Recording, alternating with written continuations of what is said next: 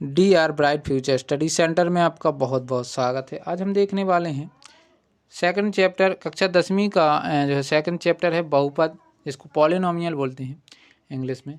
इसके सूत्र हम देखने वाले हैं। इसमें जितने भी प्रकार के फार्मूलाज हो सकती हैं और जितनी भी प्रकार की डेफिनेशंस हो सकती हैं वो हम कंप्लीट इस वीडियो में देखने वाले हैं। तो ये वीडियो आपके लिए बहुत ही ज़्यादा हेल्पफुल होने वाला है पूरे चैप्टर के लिए।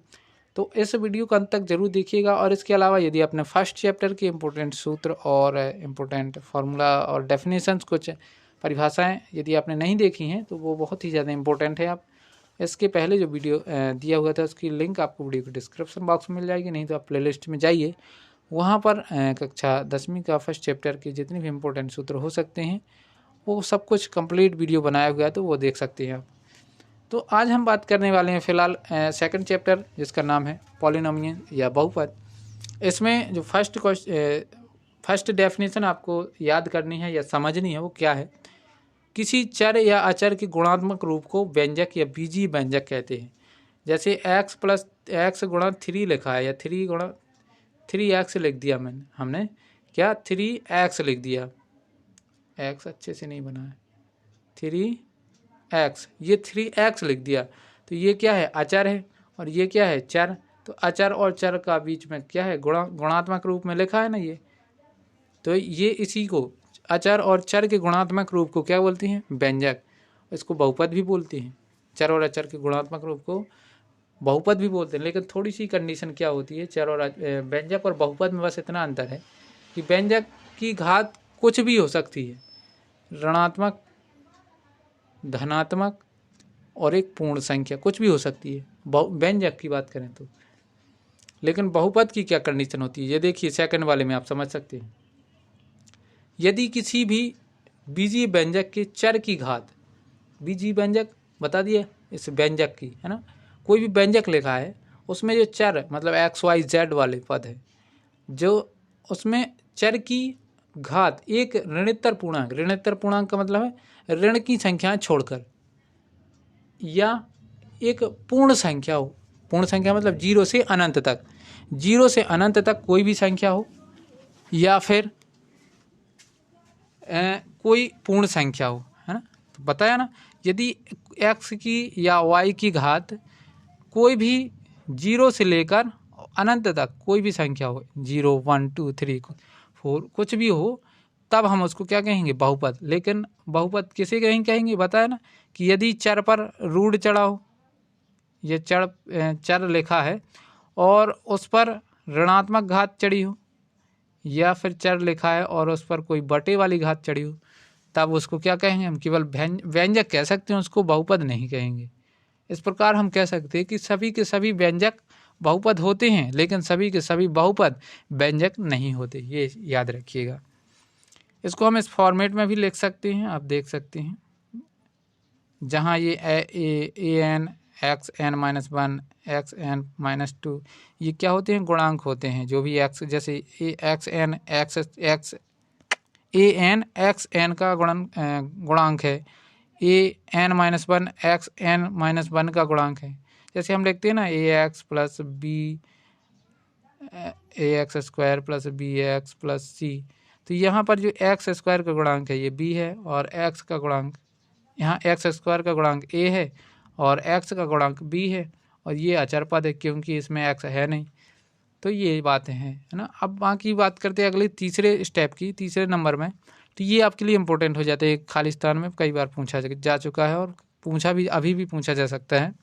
बहुपद में चर की अधिकतम घात वाले पद की घात को बहुपद की घात कहते हैं।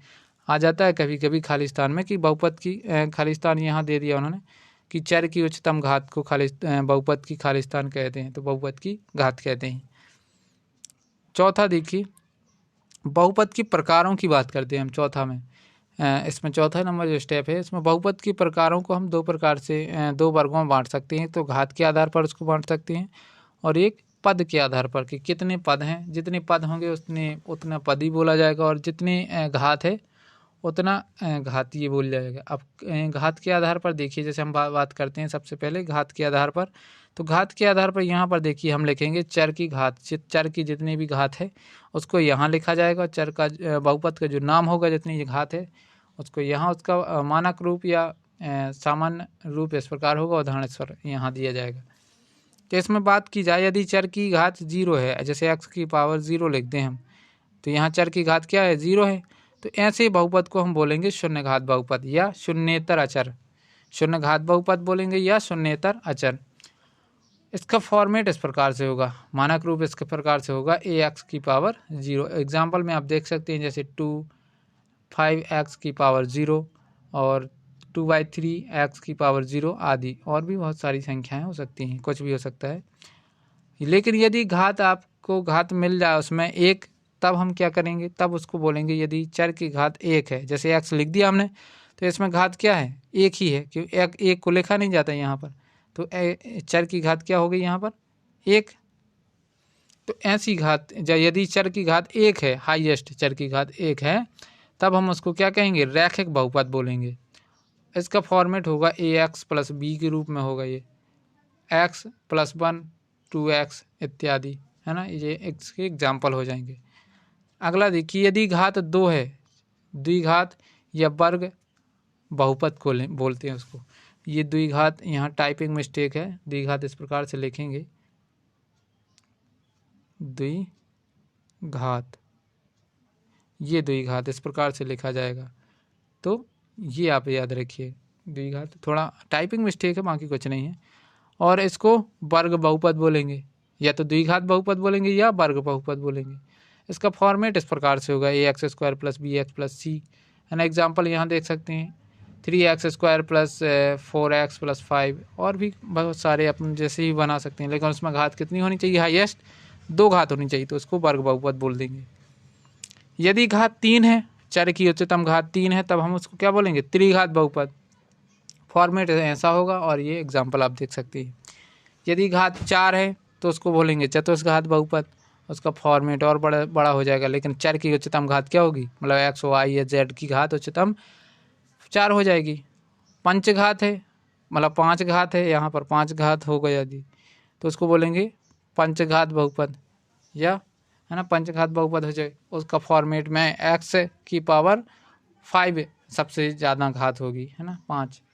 ऐसी बहुत सारी, आप जितनी ही चाहें उतनी बहुपद की प्रकार बता सकते हैं अनंत तक।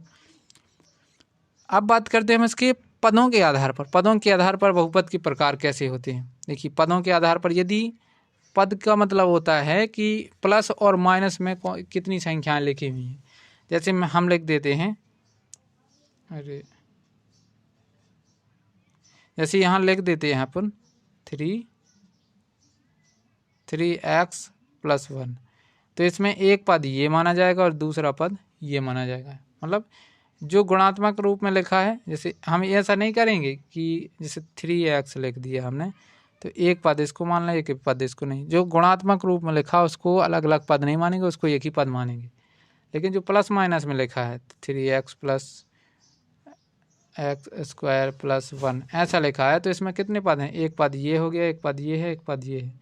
ऐसा क्यों, क्योंकि इसमें देखो प्लस के रूप में लिखी हैं, प्लस x² प्लस 1, ये देखो बीच में प्लस लगा है, तब प्लस लगा हो या माइनस लगा हो, तो ऐसी कंडीशन में हमें क्या करना है, उसको पद मानना है। लेकिन ऐसा भी नहीं है कि जैसे समान पद हैं, समान घात, चर की घात समान है, 2x प्लस 1, तो ये देखिए x की घात यहाँ पर भी एक है, यहाँ पर भी एक है, तो 3 और 2 5x हो जाएंगे, 5x प्लस 1। तो ये दो पद द्विपदी है, ना कि त्रिपदी। देखने से तो लगता त्रिपदी है, क्योंकि 3x प्लस 2x प्लस 1 है, तो देखने से लग रहा है त्रिपदी है। लेकिन ये दोनों पद कैसे हैं, जुड़ जाएंगे, तो 5x प्लस 5 प्लस 1 हो जाएगा, तो 2 पद बचेंगे। तो मतलब पद भी ऐसे होना चाहिए जो एक दूसरे से जुड़ ना रहे हों, है ना, अलग ही अलग रहें वो, तब तो हम कहेंगे उसको द्विपदी है। तो यदि पद की संख्या 0 है तो उसको क्या बोलेंगे, शून्य घात बहुपद। शून्य घात बहुपद की एक डेफिनेशन हम और बना सकते हैं, कैसी, यदि चर का गुणांक, है ना, यदि चर के सभी गुणांक शून्य हो। देखिए एक्स स्क्वायर का गुणांक शून्य है, एक्स का गुणांक शून्य है और अचर पद भी शून्य है। यदि चर के सभी गुणांक शून्य हो तो ऐसे बहुपद को शून्य घात बहुपद बोला जाता है, ये याद रखिएगा। अब इसमें यदि घात ये तो यहाँ यदि सभी गुणांक कैसे थे शून्य, तो शून्य बहुपद बोल दिया हमने, मतलब इसमें कोई भी पद ही नहीं था एक तरह से, क्योंकि इस पूरे मान का जो है यदि गुणा करते हैं हम, जैसे एक्स स्क्वायर का 0 में होता है तो ही 0, एक्स का 0 में होता है तो भी 0 है, और एक्स 0 तो लिखा ही है, तो इस टोटल कुल मिला के क्या है 0 है। तो जहाँ भी 0 है मतलब ये टोटल एक तरह से कोई भी पद नहीं है तो वो शून्य बहुपद कहलाएगा। शून्य घात नहीं, शून्य घात कब होगा, जब चर की घात शून्य है तब शून्य घात होगा। अगर चर के सभी गुणांक शून्य हैं तब उसको शून्य बहुपद कहेंगे। यदि एक पद है, जैसे हम लिखते हैं 1 लिख दिया, 2 लिख दिया, एक्स लिख दिया, 5 लिख दिया, मतलब केवल एक पद लिख दें तो वो क्या कहलाएगा, एक पदी। यदि 2 पद लिख दें, 2 पद कैसे, 3x + 2, एक पद ये है एक पद ये है, तो इसको क्या बोलेंगे द्विपदी। यहाँ पर टाइपिंग मिस्टेक है द्विपदी में, ये द्विपदी में द्विपदी ऐसा लिखा जाएगा, ये याद रखिएगा।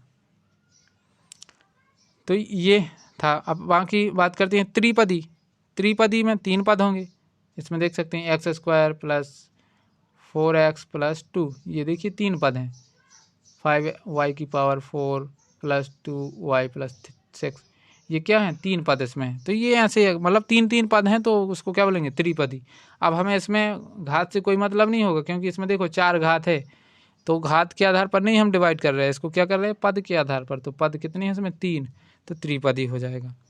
अब हम बात करते हैं आगे शून्य की बात। ये वाला बहुत ही ज़्यादा इंपॉर्टेंट है, ये कई बार एग्जाम में पूछा गया है। किसी बहुपद px के लिए pa = 0 जहाँ a वास्तविक संख्या है तो a को बहुपद का शून्य कहते हैं। कैसे, जैसे एक बहुपद लिखा है, इसमें मेन चीज़ ये क्या लिख रहा है देखिए समझिए अच्छे से।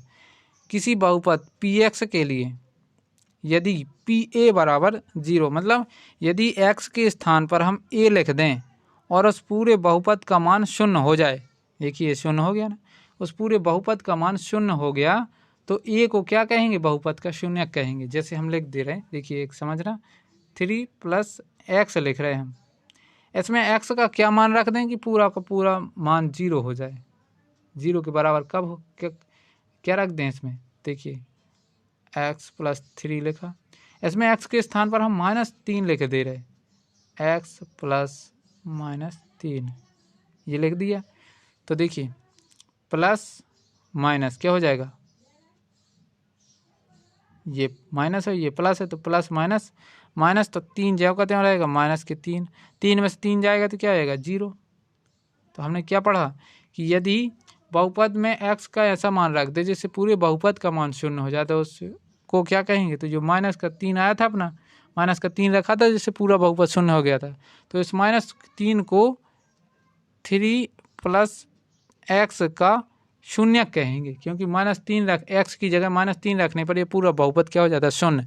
तो यदि पूरा बहुपद शून्य हो जाता है तो जिस भी मान से x के जिस भी मान से हो जाता है तो उस मान को क्या कहेंगे बहुपद का शून्य कहेंगे। इसके बाद देखिए ये भी कई बार एग्जाम पूछा गया, यदि एक n घात के बहुपद के अधिकतम n शून्य हो सकते हैं, मतलब जैसे ये पूछ ले कि एक रैखिक बहुपद के अधिकतम कितने शून्य हो सकते हैं, तो रैखिक बहुपद के अधिकतम 1 शून्य हो सकता है, क्योंकि उसमें रैखिक बहुपद में चर की घात क्या होगी 1 होगी। तो इसमें वही लिखा, एक n घात के बहुपद की अधिकतम n शून्य हो सकते हैं, मतलब यदि एक घात है तो 1 शून्य होगा, 2 चर की घात है ना, बहुपद की घात जिसको बोलते हैं, बहुपद की घात यदि 1 है तो 1 घात तो 1 शून्य होगा, बहुपद की घात 2 है तो 2 शून्य होंगे, 3 है तो 3 शून्य होंगे, 4 है तो 4 शून्य होंगे, ऐसी जितनी घात है उतने उसके शून्य निकलेंगे। अब जैसे ये यहाँ पर आप देख सकते हैं, ये 7 वाला रैखिक बहुपद ax + b का शून्यक -b/a है, ये कैसे निकला, ax + b लिखा ना, इसको यदि हम 0 के बराबर मान लें, ax + b = 0 मान लिया हमने, 0, है ना। तो ये b जाएगा बराबर किस साइड, तो माइनस का हो जाएगा, क्या आएगा ax बराबर माइनस के b, या x बराबर माइनस के b बटे a, ये हो जाएगा। तो x बराबर मान टोटल मान क्या आया, माइनस का b बटे a, यही तो इसमें दिया है, ऐसे ही निकाला है ना। तो ये याद रखिएगा। और यहाँ पर यदि ये समझना आपको भाषा रूप में, तो ये माइनस का चिन्ह लगा, अचर पद क्या है, देखिए अचर पद b है, और नीचे क्या लिखा a कहाँ लिखा, a x के गुणांक में लिखा, तो x का गुणांक नीचे लिख दिया। अब इसमें अगला जो क्वेश्चन है, देखिए रैखिक बहुपद, जितने भी रैखिक बहुपद हैं सभी के सभी रैखिक बहुपदों का जो ग्राफ होगा एक सरल रेखा होगी, है ना। तो रैखिक बहुपद का जो ग्राफ होता है एक सरल रेखा होता है, ये याद रखिएगा। अब 9वां देखिए, अल्फा बीटा वर्ग बहुपद भी बोल सकते हैं, इसको द्विघात बहुपद भी बोल सकते हैं। ax² प्लस bx प्लस सी, जहाँ a इज नॉट इक्वल 0 की शून्यक, ये मतलब 0 के बराबर नहीं है, इसका मतलब ये है कि शून्यक हैं अल्फा और बीटा, तो x माइनस अल्फा और x माइनस बीटा इस बहुपद के गुणनखंड कहलाएंगे, ये मेन चीज़ है ना। x माइनस अल्फा और x माइनस बीटा क्या कहलाएंगे, इस बहुपद के शून्यक कहलाते हैं। तब हम इसको ऐसे डिनोट कर सकते हैं, ax² plus bx plus C बराबर k into x² minus x plus alpha और into X plus X alpha into beta, इस प्रकार से लिख सकते हैं इसको। एक बहुपद px के शून्यक उन बिंदुओं के x निर्देशांक होते हैं जहां y बराबर px के ग्राफ x अक्ष को प्रतिच्छेद करता है। तो मेन चीज़ यहाँ पर ये है कि जैसे जो ग्राफ खींच रहे हैं हम, किसी भी बहुपद के उतने ही शून्यक हो सकते हैं जितनी जगह ग्राफ x अक्ष को प्रतिच्छेद करता है या x अक्ष को स्पर्श करता है। तो यहाँ पर देखिए, यहाँ प्रतिच्छेद कर रहा है, यहाँ प्रतिच्छेद कर रहा है, तो इस ग्राफ के जो शून्यक होंगे x अक्ष पर जितनी जगह प्रतिच्छेद करता है उतने इसके शून्यक हो जाएंगे। तो x अक्ष को कितनी जगह, एक दो जगह प्रतिच्छेद कर रहा है या केवल स्पर्श कर रहा होता तब भी हम कहते क्या कैसे इसके कितने शून्यक होंगे, 2। जैसे मान के चलो ये वाला हम ये, अब इसमें देखिए यहाँ पर तो प्रतिच्छेद कर नहीं रहा है, यहाँ तो यहाँ तो होगा नहीं, यहाँ पर प्रतिच्छेद स्पर्श कर रहा है, प्रतिच्छेद नहीं कर रहा, केवल क्या कर रहा है, स्पर्श। तो एक्स अक्ष को या तो स्पर्श करे या प्रतिच्छेद करे, तो जितनी जगह स्पर्श करेगा या प्रतिच्छेद करेगा उतने ही शून्यक होंगे। तो इसमें ग्राफ के कितने शून्यक होंगे, एक शून्यक होंगे, क्योंकि एक्स अक्ष को एक ही बिंदु पर काट रहा है या एक ही बिंदु पर स्पर्श कर रहा है।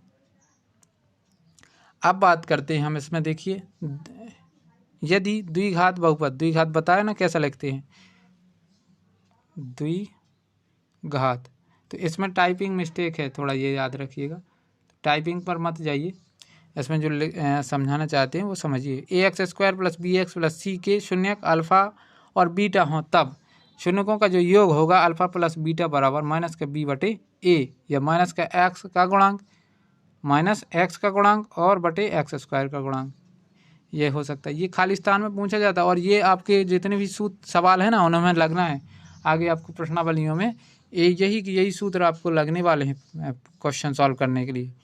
शून्यकों का गुणनफल अल्फा इंटू बीटा बराबर होता है c बटे a, या इसको बोल सकते हैं अचर पद का गुणांक और x² का गुणांक।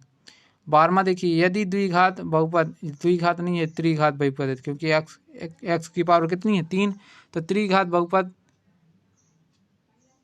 ax की power 3 plus bx² plus c plus d cx plus d के शून्यक अल्फा और बीटा और गामा है, इसको क्या पढ़ेंगे गामा हो, तो शून्यकों का योग इस प्रकार से होगा alpha plus beta plus gamma बराबर माइनस के b बटे a रहेगा वैसा ही, बस इसमें ये वाला स्टेप थोड़ा बढ़ जाता है, ये याद रखिएगा, है ना। तो ये आपका जो है अगली क्लास में यूज़फुल है, लेकिन ये कभी कभी खालिस्तानों में पूछ लिए जाते हैं या फिर जोड़ियों में पूछ लिए जाते हैं, इसीलिए ये रखे गए हैं, है ना। Alpha plus beta plus gamma बराबर माइनस के b बटे होता है, alpha into beta plus beta into gamma plus gamma into alpha बराबर c बटे होता है, ये आपको याद रखना है। और शून्यकों का गुणनफल alpha into beta into gamma बराबर होता है माइनस का d बटे a, इस प्रकार से होता है। तो ये चीज़ आपको याद रखना है। अपना लास्ट होता है दो बहुपदों का योग सदैव एक बहुपद होता है। दो बहुपद यदि हम जोड़ें तो उनका जो योग होगा, योग मिलेगा, वो एक बहुपद ही मिलेगा। तो ये अपने चैप्टर 2 की कंप्लीट जो है फॉर्मूले और डेफिनेशंस हो जाती हैं, आपके इन्हीं में से वार्षिक एग्ज़ाम में भी पूछे जाते हैं। और आपकी जितनी भी क्वेश्चंस है प्रश्नावलियों के, वो भी इन्हीं सूत्रों के द्वारा ही सॉल्व होते हैं। तो यदि आपको वीडियो थोड़ा सा भी हेल्पफुल लगा हो तो वीडियो को लाइक कीजिए और अपने दोस्तों में इसको शेयर कीजिए, ताकि उनको भी इस चैप्टर के जितने भी इम्पोर्टेंट सूत्र फार्मूलाज हो सकते हैं वो सब वो खुद याद करके रखें और आगे की तैयारी अपनी कंटिन्यू रखें और अच्छे से अंक लाकर पास हों, है ना। तो आज के लिए इतना ही, मिलते हैं अगले वीडियो में। अगले वीडियो में हम देखेंगे चैप्टर 3 के, यहाँ पर देख सकते हैं चैप्टर 3 जिसका नाम है 2 चर वाले रैखिक समीकरण युग्म। तो 2 चर वाले रैखिक समीकरण युग्मों के सूत्र इस अध्याय के, इस चैप्टर के हम अगले वीडियो में देखेंगे। तब तक के लिए बहुत बहुत धन्यवाद। आपका दिन शुभ हो।